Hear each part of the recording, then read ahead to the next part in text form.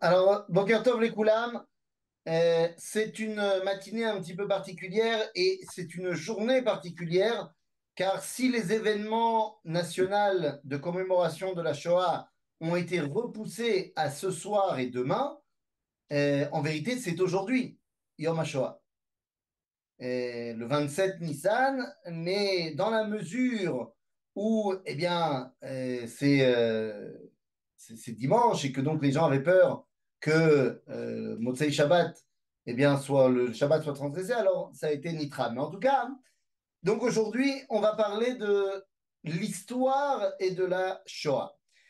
En fait, David m'a fait prendre conscience que on parle beaucoup de la Shoah, mais que très souvent, notre vision des événements historiques qui ont amené à la Shoah n'est pas forcément très claire.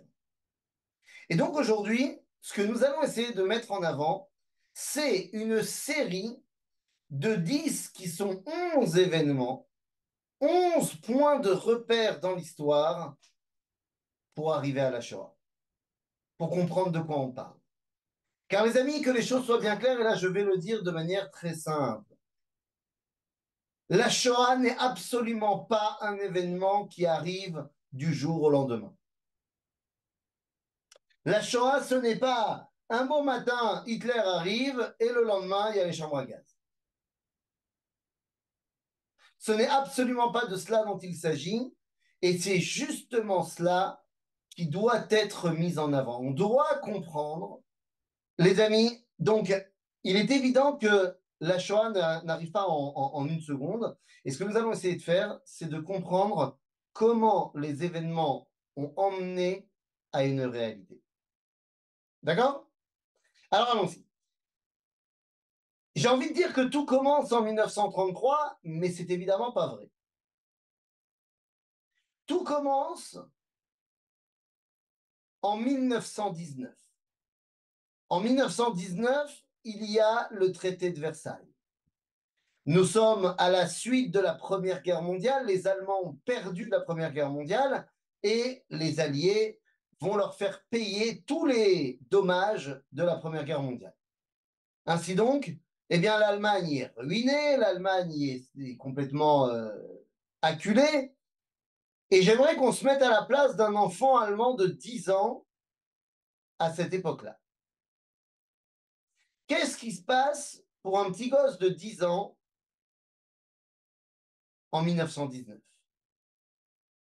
Eh bien, il va grandir toute son adolescence sur le fait que l'Allemagne a été bafouée, détruite, et il ne comprend pas pourquoi.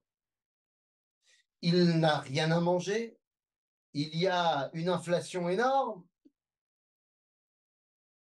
et à ce moment-là, va commencer petit à petit un orateur d'abord dans des tavernes, ensuite dans des celliers à bière, ensuite dans des salles un petit peu plus grandes, va commencer un orateur à parler.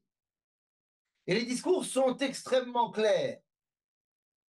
L'Allemagne et les Allemands de pure souche sont le peuple élu et sont les meilleurs du monde.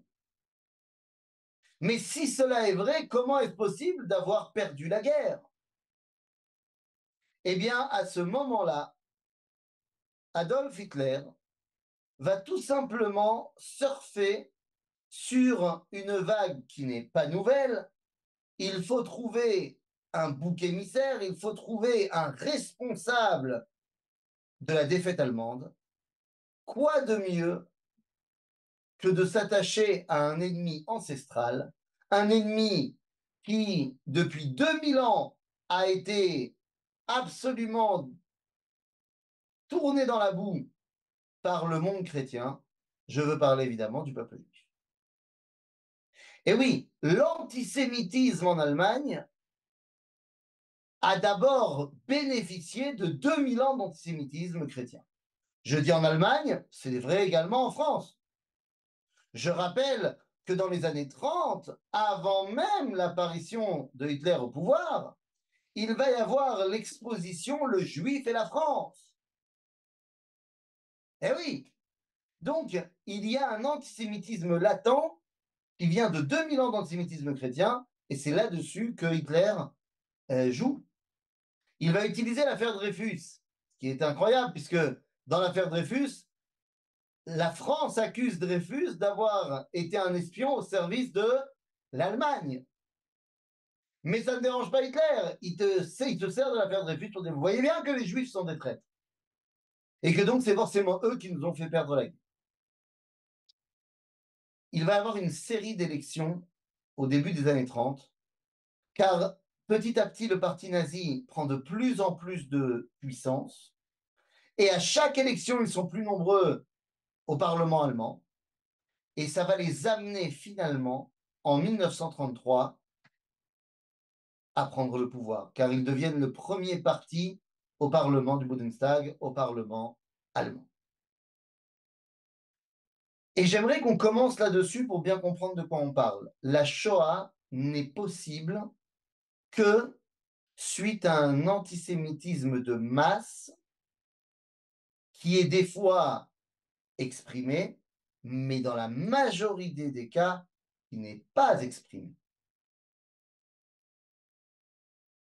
D'accord?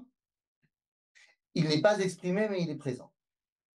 Une société qui ne combat pas le racisme ou l'antisémitisme en particulier, dès ses apparitions, eh bien, c'est la preuve que quelque part, elle est d'accord.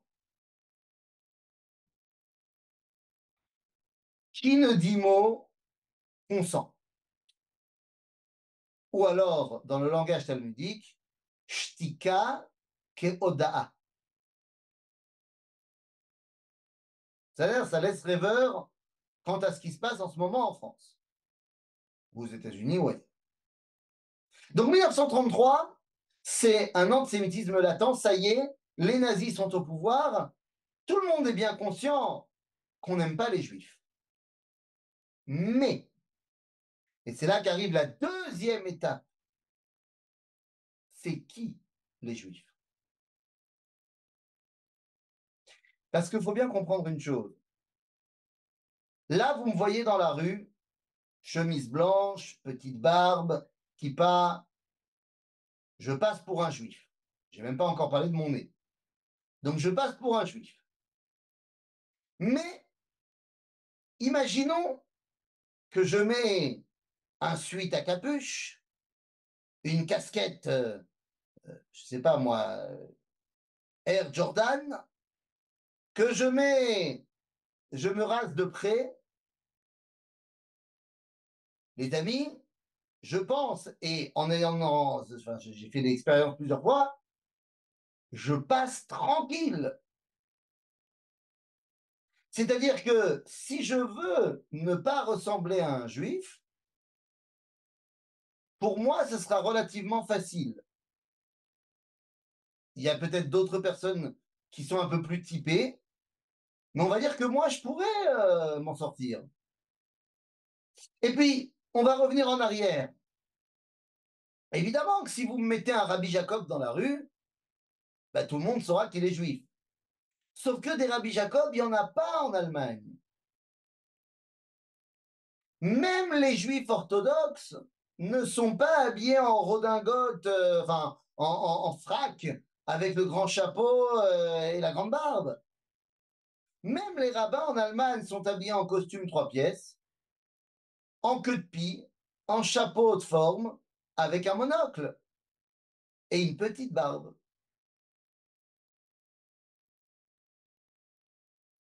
Ça veut dire quoi? Ça veut dire que, alors, quand je dis ça, je caricature un petit peu, je schématise. Il y a peut-être 2, 3 personnes qui ressemblent à des Rabbi Jacob, mais de manière extrêmement générale, les Juifs d'Allemagne ressemblent comme 2 gouttes d'eau à des Allemands. Ils sont extrêmement bien intégrés dans la société allemande. Ils sont partout, dans tous les échelons de cette même société. Et même les religieux ressemblent plus à des Allemands qu'à des Allemands. Donc lorsque les nazis arrivent au pouvoir et qu'ils ont un programme officiellement et ouvertement antisémite, mais je veux bien, mais c'est qui ces fameux juifs? Et donc, en 1935, il faut faire une loi qui va déterminer avec précision qui est juif. Parce que vous comprenez que les nazis vont avoir plein d'idées. L'idée de réussir à mettre une définition raciale va échouer. C'est-à-dire, lorsqu'ils veulent dire, on va mesurer les crânes, on va mesurer les narines, on va voir, pour trouver des caractéristiques physiques qui vont permettre de déterminer qui est juif et qui n'est pas, ça ne marche pas. Ben évidemment que ça ne marche pas. Maasot. Donc, la loi va être très simple. Qui est juif? Tout celui qui a un grand-parent juif, les fameuses lois Nuremberg. Mais la question, c'est pourquoi Hitler est remonté aux grands-parents? Pourquoi pas les parents? Pourquoi pas les arrière-grands-parents? Eh bien, les grands-parents, tout simplement parce que c'est 2 générations en avant, en arrière, et parce qu'il y a 2 générations, en Allemagne, il y a eu un énorme recensement de la population. On est à la fin du 19e siècle. Il y a eu un recensement de la population, mais pas antisémite, de toute la population. Et chaque personne de la population devait, parmi les questions du recensement, devait expliquer, dire quelle était leur religion, de quelle confession ils étaient. Les chrétiens, les protestants, enfin les catholiques, les protestants, et les juifs. Résultat des courses, du point de vue de Hitler, à l'époque des grands-parents, nous avons des listes claires de qui est affilié à la communauté juive et qui ne l'est pas. Et donc, les lois Nuremberg vont pouvoir déterminer, ça y est, qui est juif. Bon, ok. En Allemagne, ça commence à vraiment sentir pas très bon. En Allemagne, pour les juifs, ça n'a pas l'air top top. Mais il est évident que dans le monde entier, dans le reste du monde, les gens vont condamner les pratiques allemandes. C'est une évidence. Je vous donne un exemple. Regardez, je vais vous partager une image fantastique. Attendez, hop là. Voilà. Je vous partage une image. Yofi. Alors, hop là. Est-ce que je peux partager? Oui, parfait. Regardez, je vous partage juste une petite image qui vient de il y a un mois au Brésil et en Argentine. Lorsque vous voulez acheter des matzot, donc pour Pessah, voilà ce qui est marqué sur les boîtes de matzot qui arrivent là-bas. Si vous achetez ce produit, vous supportez le génocide. Puisque ce sont des matzot faites en Israël, et qu'en Israël, c'est bien connu, on fait un génocide à Gaza. Eh bien, les amis, voilà, c'est un moyen pour les gens de prendre position. Donc j'imagine qu'après la montée au pouvoir d'Hitler, après les lois Nuremberg, et les lois Nuremberg ne sont pas les premières choses antisémites. Je parle de loi Nuremberg parce que c'est un événement, un tournant majeur, mais on a déjà des actes antisémites depuis 1934 en Allemagne. Donc j'imagine que le monde entier va se positionner contre cet antisémitisme allemand et va même boycotter l'Allemagne.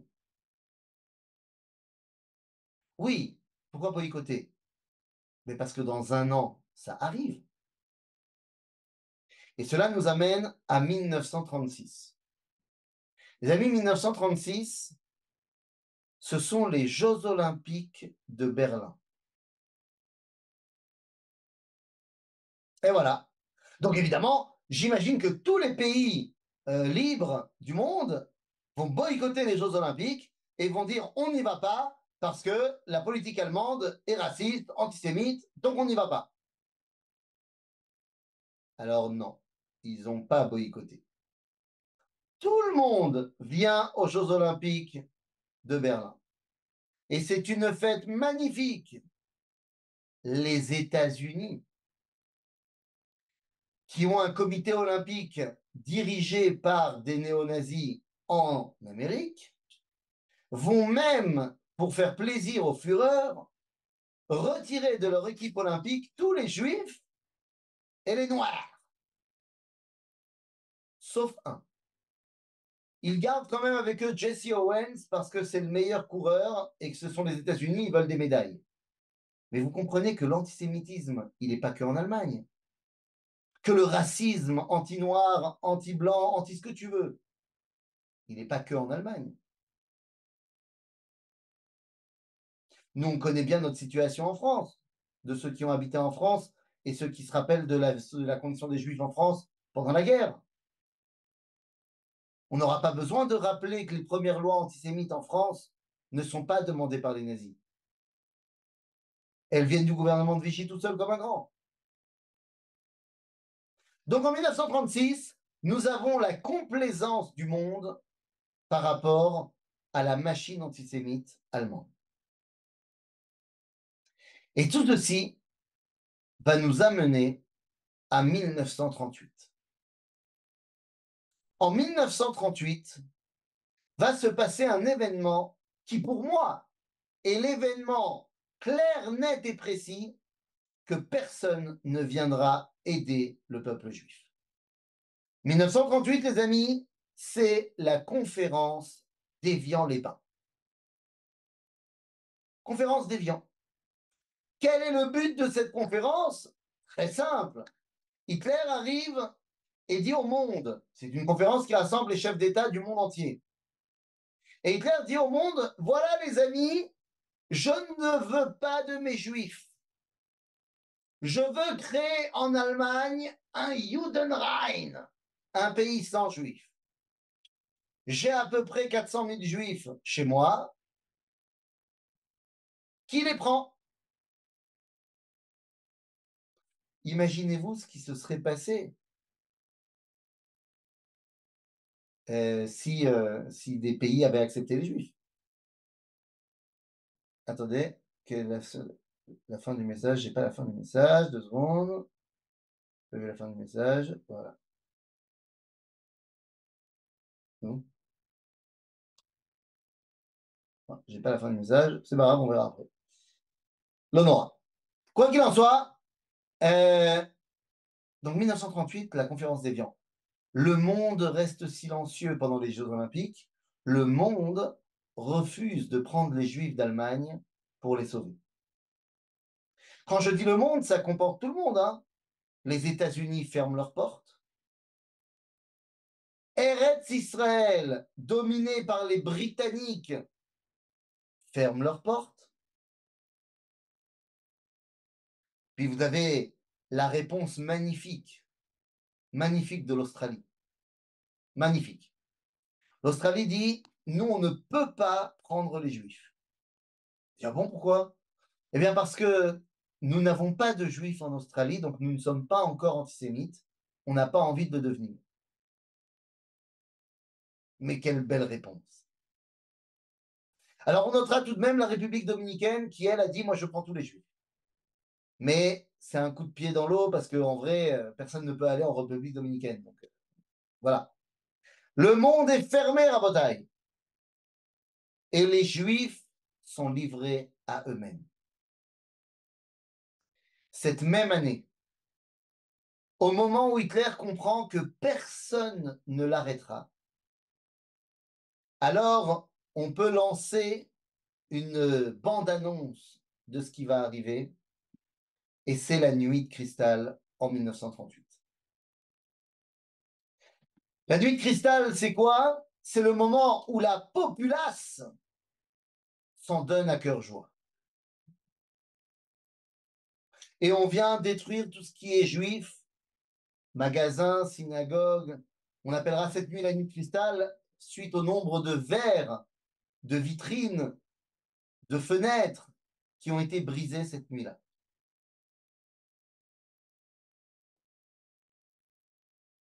Mais ce n'est pas encore la Shoah. Concrètement, il y a déjà des Juifs qui ont été tués dans des différents pogroms, mais ce n'est pas encore la Shoah. Et nous arrivons en 1939. 1939, le 1er septembre, c'est le début de la Seconde Guerre mondiale. Seulement, du point de vue du peuple juif, qu'est-ce que c'est le début de la guerre? Eh bien, le début de la guerre, c'est l'idéal qui se met en place du point de vue des nazis, et c'est l'étau qui est fermé hermétiquement du point de vue des juifs. Il est trop tard maintenant pour partir. Je parle de départ parce que jusque 1939, si un juif décide de partir d'Allemagne, il peut partir. Le problème, c'est qu'il peut arriver nulle part. Mais il peut partir. Alors, après la conférence d'Évian, il peut arriver nulle part. Mais avant la conférence d'Évian, en tant qu'individu, tu pouvais encore partir. Évidemment, tu ne savais pas ce qui allait se passer, donc on ne peut pas juger les gens a posteriori. Mais le 1er septembre 1939, c'est le début de la guerre. La porte est fermée. Je repense toujours, quand on parle de cette deadline, où ça y est, c'est trop tard maintenant, je repense toujours à cet homme extraordinaire qui s'appelait le Rav Yitzhak Nissenbaum. Le Rav Yitzhak Nissenbaum était un des grands maîtres de Varsovie, mais il était également très sioniste. Il faisait partie du mouvement Hapoel HaMizrahi. Et le Rav Nissenbaum, en 1938, à Varsovie, il n'y a pas encore la guerre, il n'y a pas encore les Allemands là-bas. Eh bien, le Rav Nissenbaum va réussir à convaincre sa communauté qu'il faut partir de Pologne et aller en Eretz Israël. Les Juifs pouvaient partir aux États-Unis. Alors, il y avait des quotas, évidemment. On parle avant de la conférence des Blancs, vous demandez. Oui, il y en a qui pouvaient partir, bien sûr. Est-ce qu'ils sont partis? Non. Mais qui sont le Rav Nissenbaum? Eh bien, lui, il réussit donc à convaincre sa communauté qu'il faut partir de Pologne et aller en Eretz Israël. Il va partir en Eretz Israël seul avec l'argent de la communauté pour trouver un terrain et acheter un terrain pour reconstruire la communauté en Israël. Il trouve le terrain et il revient ensuite en Pologne, à Varsovie, pour organiser le départ de la communauté. Bon, évidemment, ça ne met pas 5 minutes.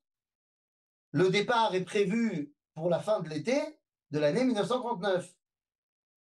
Il va même se passer en mars 1939 la fête de Pourim, où durant cette fête de Pourim, il dira aux enfants de la communauté de faire énormément de bruit, non pas à l'entente du mot Aman, mais à l'entente du mot qui précède Aman.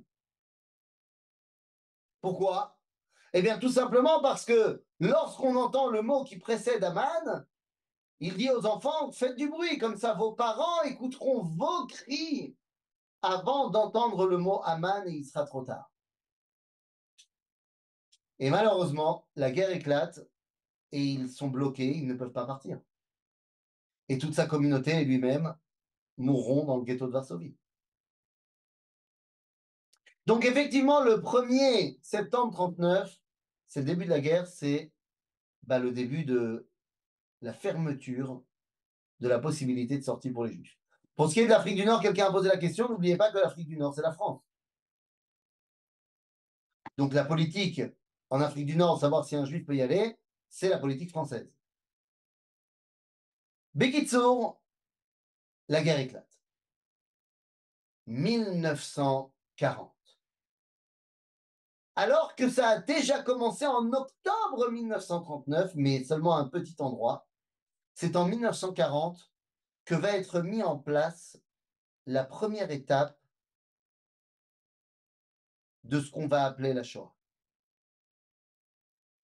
Il y a un historien de la Shoah qui s'appelle Raoul Hilberg, qui a mis en place le concept des 4 étapes de la Shoah.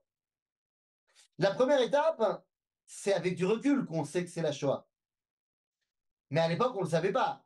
La première étape, c'est les lois de Nuremberg, c'est-à-dire la dénonciation, la définition qui est juif.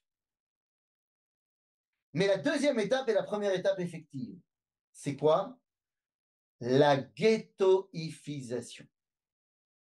En 1940, alors j'ai dit, en octobre 39, ça va commencer dans des petits endroits, mais c'est en 1940 que vont commencer à être mises en place de manière systématique les grands ghettos.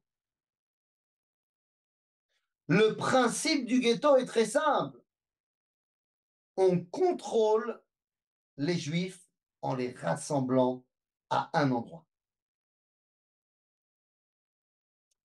Même s'il y a des gens qui disent que les nazis ont déjà la volonté de tuer tous les juifs, ou même si on dit qu'ils ne savent pas encore ce qu'ils vont faire de tous les juifs, dans tous les cas, c'est beaucoup plus facile de gérer quand ils sont tous rassemblés au même moment.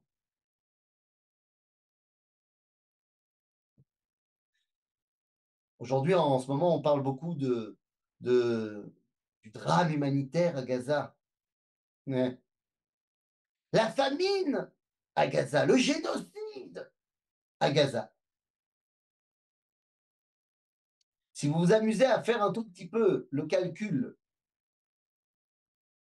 de ratio entre le nombre de tonnes de denrées alimentaires qui rentrent dans la bande de Gaza chaque jour, là même en ce moment, par rapport à la population, vous avez plus d'1,5 kg de denrées alimentaires par jour par habitant. Et quand je dis denrées alimentaires, ça peut être du blé, du riz, qui n'est pas encore cuit, hein, donc ça en fait. Hein, 1 kg de riz, c'est déjà, tu manges déjà pas mal. Les amis, ça c'est de la famine. Dans les ghettos, il y a des quotas de rationnement. Oui, évidemment, évidemment, vous avez raison, Meïra. Bien sûr, mais là, on parle pas de l'étymologie du mot ghetto et d'où ça vient. On parle pas de cela. Vous avez raison que le mot ghetto, c'était le nom d'un des quartiers de Venise. Et lorsqu'en 1517, les Juifs de Venise ont demandé la permission de vivre ensemble dans ce quartier-là, et donc de facto, eh bien, le quartier juif est devenu le ghetto. Et par extrapolation de langage, on s'est mis à appeler tous les endroits où étaient rassemblés que les juifs des ghettos. Donc évidemment que le ghetto à l'origine n'est pas du tout péjoratif. D'ailleurs, le nom du quartier ghetto, il existait avant que les juifs n'habitent dedans. C'est juste que quand nous on parle des ghettos pendant la guerre, on parle des ghettos pendant la guerre. D'accord? Bekitsour, il y a dans les ghettos des quotas de rationnement. Oui, parce que les juifs ne peuvent pas aller au supermarché, ne peuvent pas aller dans les champs, ils sont enfermés dans le ghetto. Donc les nazis vont pourvoir aux bienfaits, donc ils vont certainement permettre à avoir énormément de massayotes, de camions qui vont rentrer pour l'aide humanitaire. Ouais. Les quotas de rationnement dans les ghettos, c'est 184 kilocalories par jour. C'est-à-dire même pas 10% de l'apport journalier quotidien qu'on doit avoir pour être en bonne santé. Même pas 10%. Là, on peut parler de famille. Là, on peut parler de problèmes de conditions sanitaires car il n'y a pas de médicaments, il n'y a pas d'hôpitaux, à part des choses de fortune qui sont mises en place. Il y a des problèmes de nourriture et des problèmes de surpopulation énormes. Quand vous pensez au ghetto de Varsovie, le plus grand, qui va abriter 450 000 personnes dans 3 km², lorsque vous comprenez que les lois sur le peuplement des ghettos nous donnent des chiffres très clairs, dans une pièce où il y aura une fenêtre, on mettra entre 6 et 7 personnes. Dans une pièce où il y a 2 fenêtres, entre 12 et 14 personnes. Donc, dans un appartement qui, avant la guerre, disons qu'il avait un 3 pièces, 4 pièces, et qui abritait une famille de 5 personnes, dans ce même appartement, maintenant, il y a 25 personnes qui habitent. Vous comprenez tout de suite les problèmes du ghetto. C'est une mort à petit feu. Dans le ghetto de Varsovie, mourront près de 100 000 personnes dans les rues de faim, de froid, de maladie.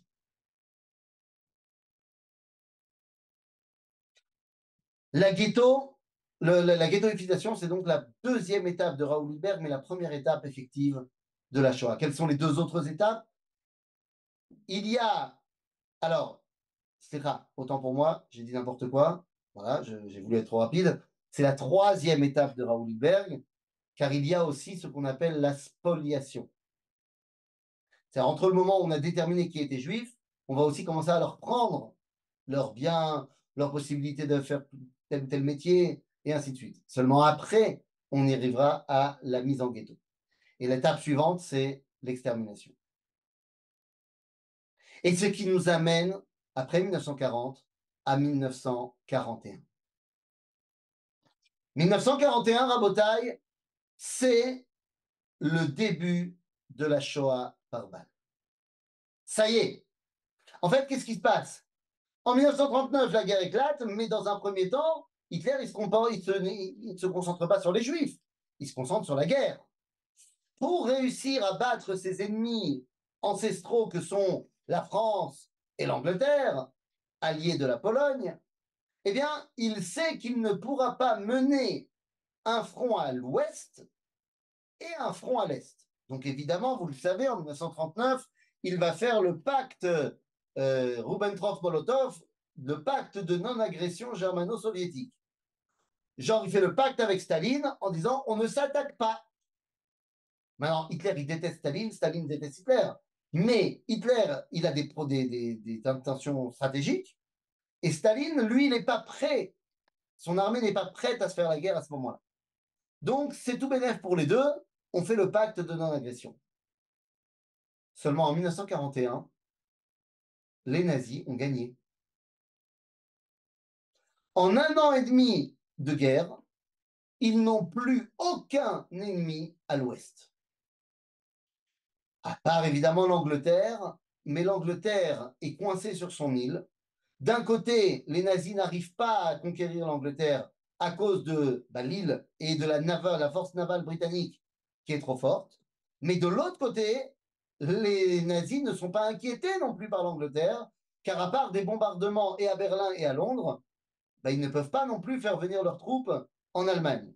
Donc, si vous voulez, l'Angleterre est toujours en guerre contre l'Allemagne, mais il ne représente pas un danger en tant que tel.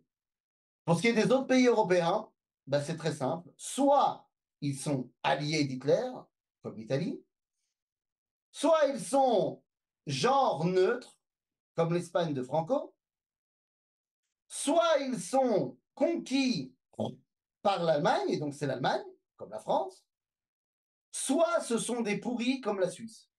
Et bon, ça, c'est une autre catégorie à part. Donc, si vous voulez, il n'y a plus d'ennemis en Europe occidentale. Hitler a gagné. Donc, puisqu'il a gagné, et les États-Unis ne sont pas encore en guerre, il n'y a pas encore eu Pearl Harbor.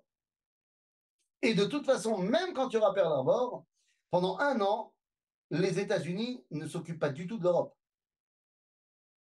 Ce sera la guerre dans le Pacifique. Bekitsour, les amis, Hitler, une fois qu'il a gagné à l'Ouest, il dit je n'ai plus besoin de mon pacte avec Hitler, avec Staline, et donc c'est ce qu'on appelle l'opération Barbarossa de juin 1941. Ça y est, Hitler rentre à l'Est.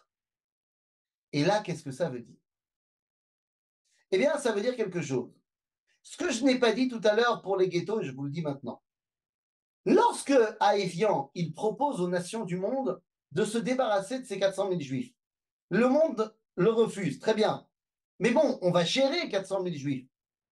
Le problème, c'est que lorsque Hitler rentre en Pologne, durant la Deuxième Guerre mondiale, le 1er septembre, eh bien, tout d'un coup, il n'a plus que 400 000 juifs sur le dos, mais il a 3 400 000 juifs.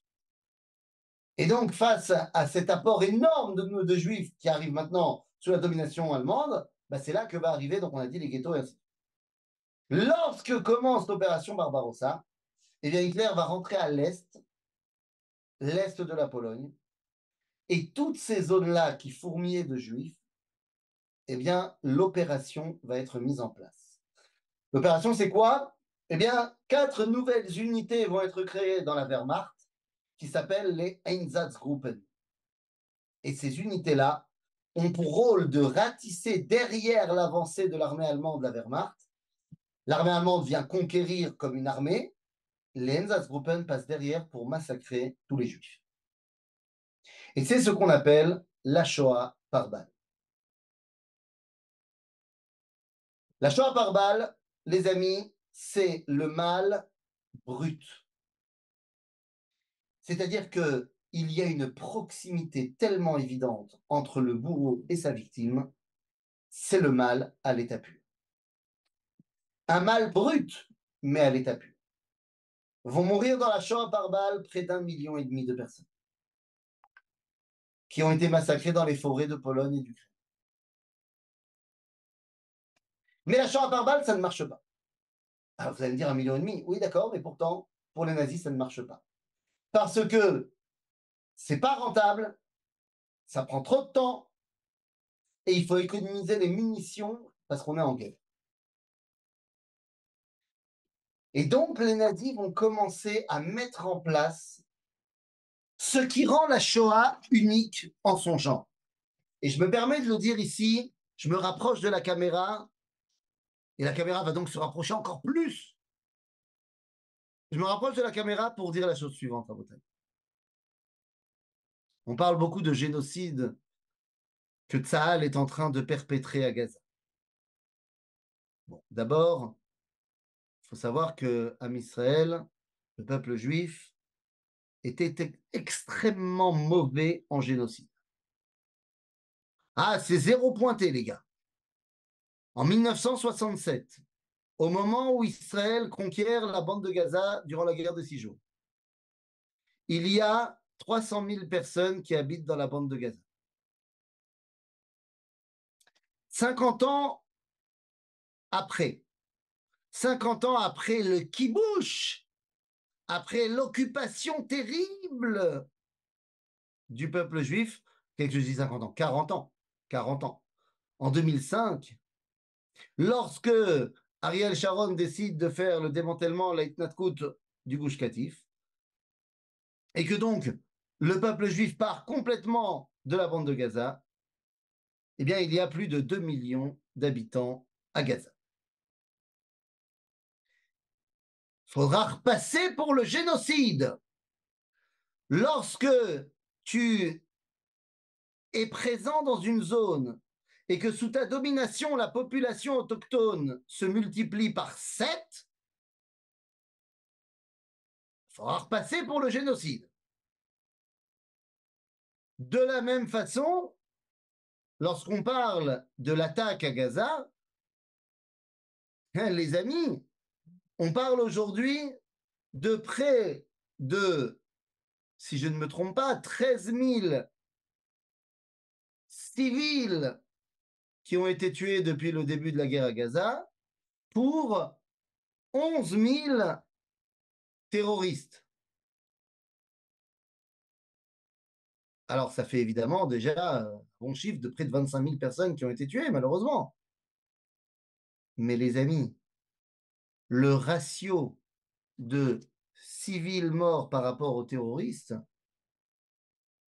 alors que dans les actions de Tsahal est de 1 pour 1, voire peut-être 1 pour 1,5, c'est-à-dire qu'il y a une volonté de préserver la vie civile de la part de Tsahal. Quand tu regardes les guerres menées par les Américains en Afghanistan, par les Anglais, par les Français au Mali, et que tu vois là-bas que le ratio est au minimum de 4 civils pour un terroriste, et que tu te dis, on n'a jamais traité les Américains de génocidaires, quand tu regardes les Américains qui balancent la bombe atomique sur Hiroshima et Nagasaki, les Anglais à Dresden et qui vont massacrer 100 000 personnes en une minute, on ne les a pas appelés génocidaires. Mais évidemment, Tsahal commet un génocide à Gaza, c'est bien connu. Les amis, la Shoah par balle, ça ne marche pas. C'est pas rentable, ça va trop lentement et ça utilise trop de munitions. Donc, que faire? En fait, ça bouge moins quand je suis plus proche de la caméra. Elle n'arrive plus à bouger. En fait, c'est ça le secret. Il faut que je m'approche, c'est tout. Voilà, on a gagné. On a trouvé le secret. Attendez, les questions dans 8 minutes, je vous laisse poser toutes les questions. Bekitsour, ça ne marche pas. Et donc, eh bien, les nazis vont d'abord essayer de nouvelles techniques pour être plus rentables. Donc après, les fusillades de fusils d'assaut, ça sera les mitrailleuses lourdes. Mais là, pareil, on a toujours le problème des balles et du fait qu'il faut trop de balles pour tuer un juif. Ensuite, on va essayer la dynamite. On prend des juifs, on fait creuser un trou, on les met dans le trou, et nous sommes en 1941. 1941. Et donc on met dans le trou et on met de la dynamite et ça explose. Mais les nazis trouvent que c'est pas très esthétique.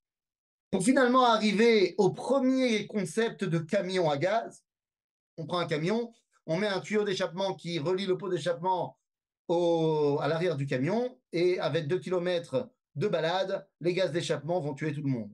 Mais ça coûte trop cher en essence, donc c'est arrêté. Ensuite, on a les premières chambres à gaz artisanales avec des moteurs d'avion. Mais là, pareil, ça coûte trop cher en kérosène.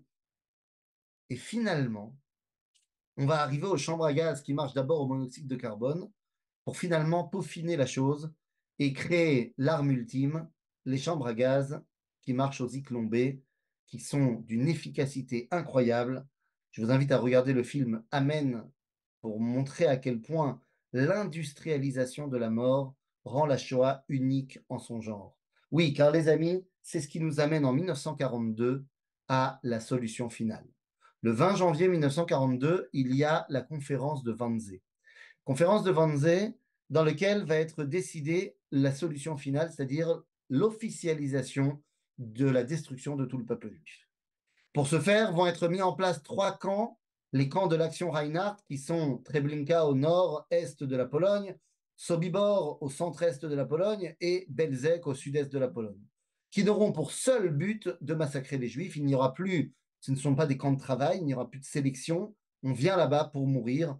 Le temps moyen entre ton arrivée avec ton convoi au camp de Sobibor, de Belzec, de Treblinka et le moment où tu as un tas de cendres, eh bien, n'excède pas les 2 heures.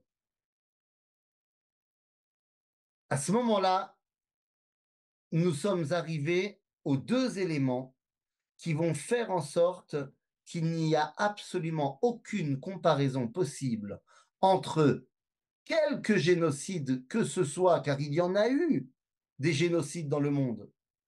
Malheureusement, la Shoah n'est pas le seul, n'est pas le premier, et malheureusement pas le dernier non plus, génocide dans le monde.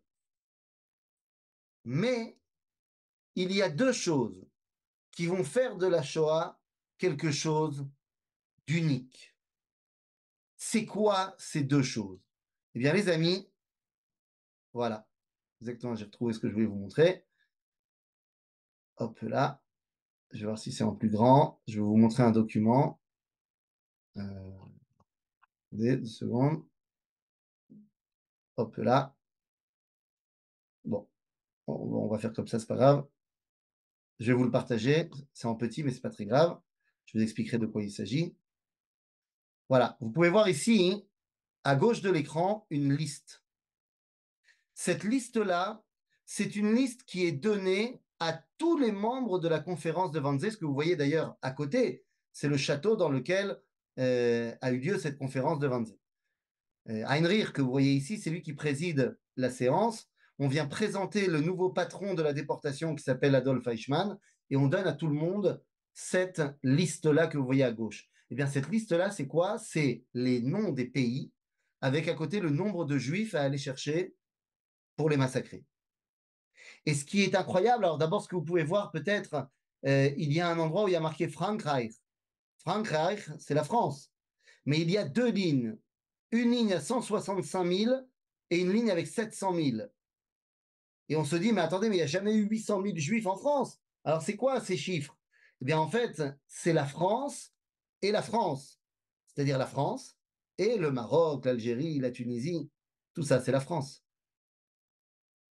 Et ce qui est fondamental dans ce texte, regardez, c'est dans la deuxième moitié de la liste, il y a le pays qui s'appelle l'Albanie. Et regardez combien de juifs on doit aller chercher en Albanie. Il y a marqué 200. C'est-à-dire que dans cette liste-là, où on veut faire partir l'armée allemande dans le monde entier et la déportation partout, eh bien, il y a quand même marqué, à côté des pays à 800 000, à 2 millions, il y a marqué 200. C'est-à-dire qu'on ira chercher les juifs en Albanie parce qu'on veut détruire tout le peuple juif. C'est la première chose qui rend la Shoah unique. Dans les autres génocides qu'on peut avoir malheureusement dans le monde, eh bien, il n'y a pas cette spécificité de l'extermination. Dans tous les autres génocides, il y a une porte de sortie.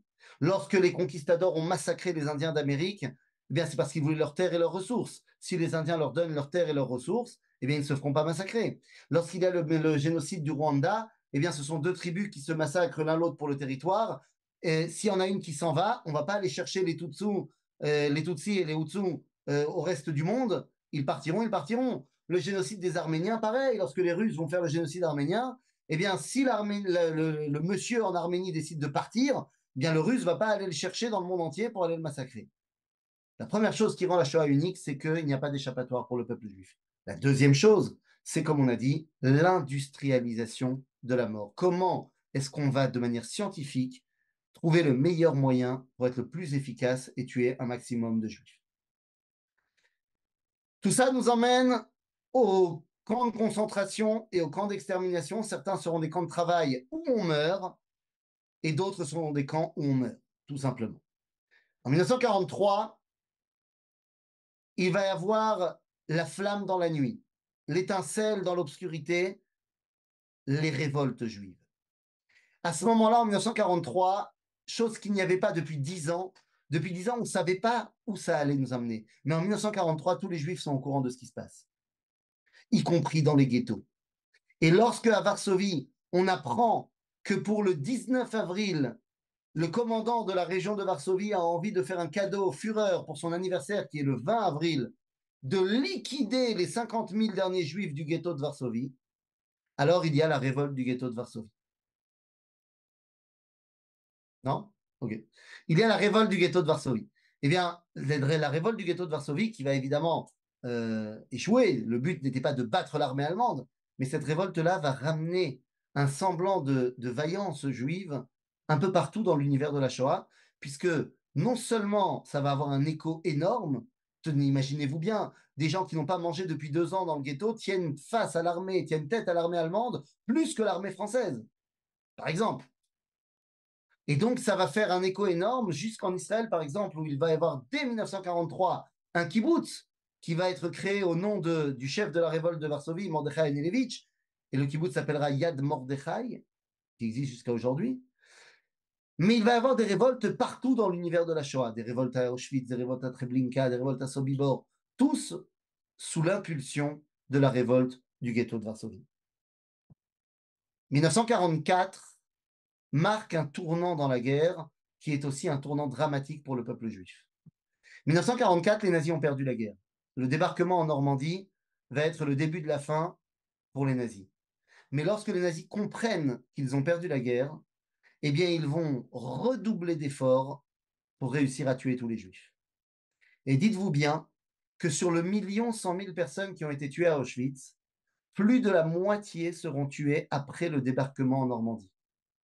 C'est-à-dire qu'entre juin 1944 et janvier 1945 et la fermeture du camp d'Auschwitz, c'est durant ces 6 mois, même pas, que vont être tués plus de la moitié des juifs à Auschwitz, alors qu'Auschwitz a été rentré en fonction depuis 1941.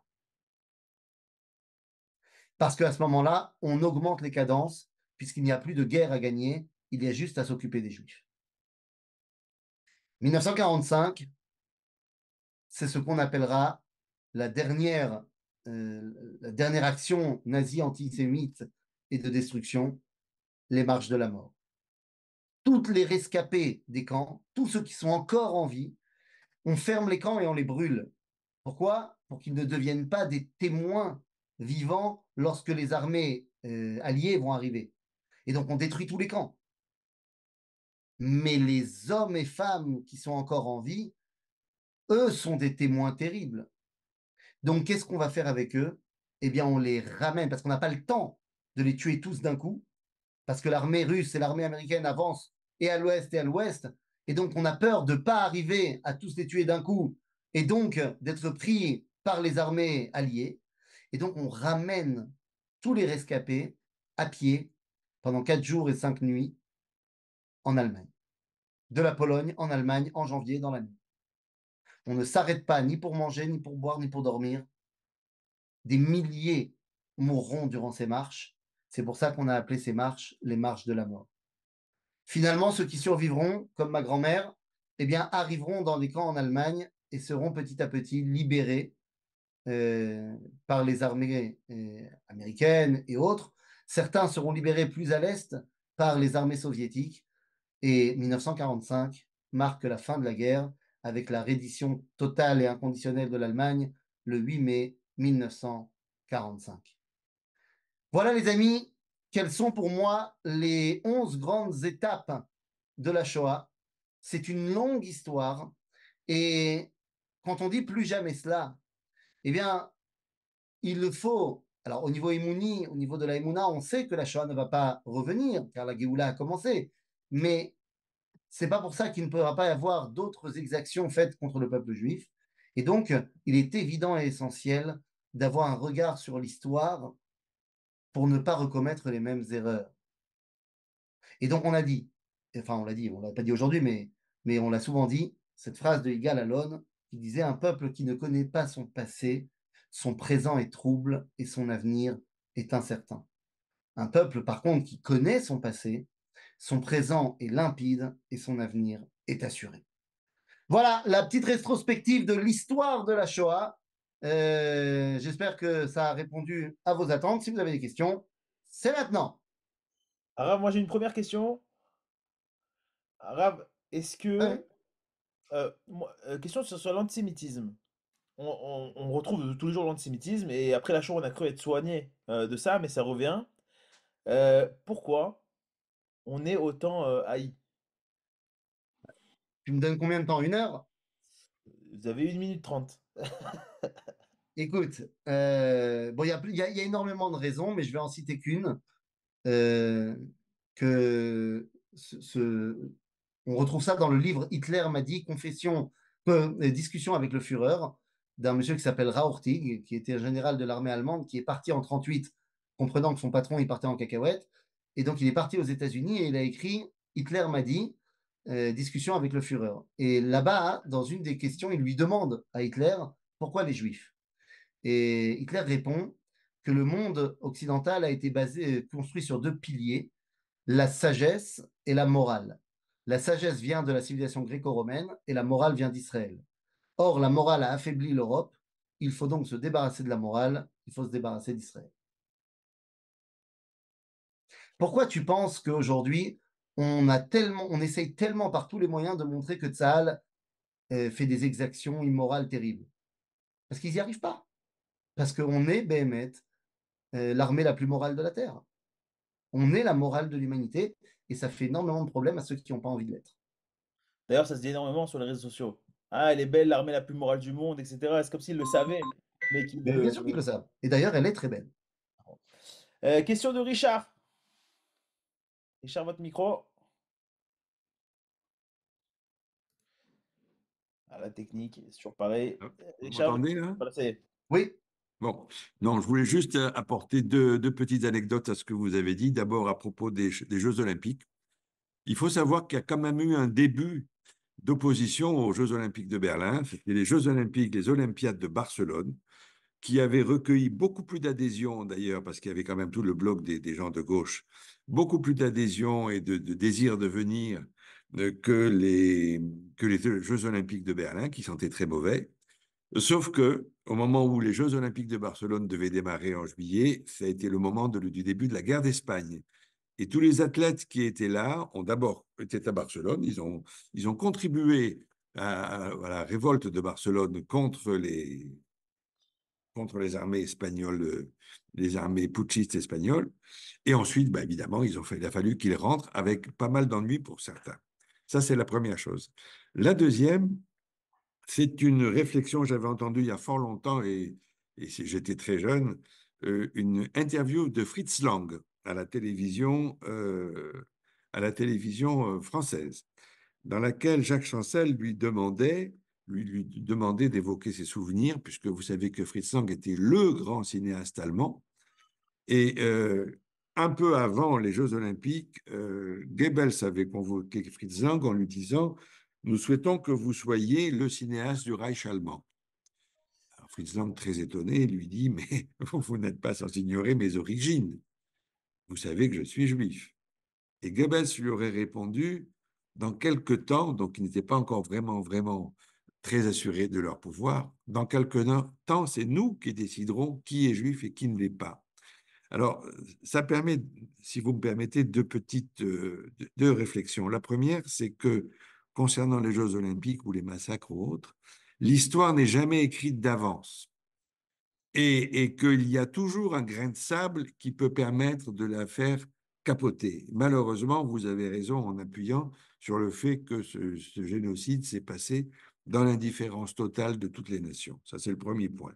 Et finalement, on était peut-être quelque part, finalement assez content que d'autres s'occupent du sale boulot, en particulier les Allemands.